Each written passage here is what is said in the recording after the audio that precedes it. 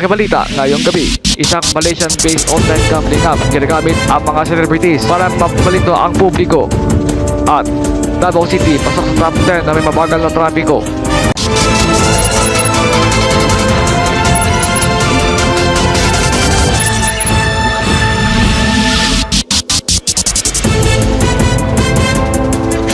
Mga kalingkod, na biktima po ng deepfake ang ilan po sa mga sikat na personalidad sa isang Malaysian-based na online gambling app. Biniktima po ng deepfake si ABS-CBN Entertainment actress na si Ann Curtis maging ang isang Korean actor. Ayon po sa ulat ng rapper, wala di mo ng paintulot o consent ang ginawa ng nasabing sugal o online sugal na app. Patuloy pa naging imbestiga ang Balitaan Plus tungkol dito.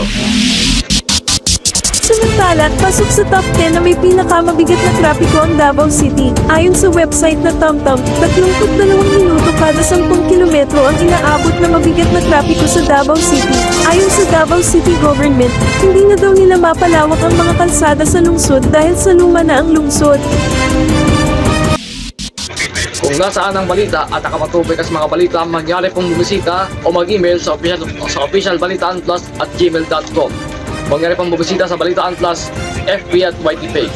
Para po sa Balitaan Plus, makabalitang higit pa sa katotohanan, ako po, si Arkino Juan David Gawin. At ako naman po si Celine Sandra Eni Alan. Hanggang bukas, sama-sama tayo makabalita sa Newslink.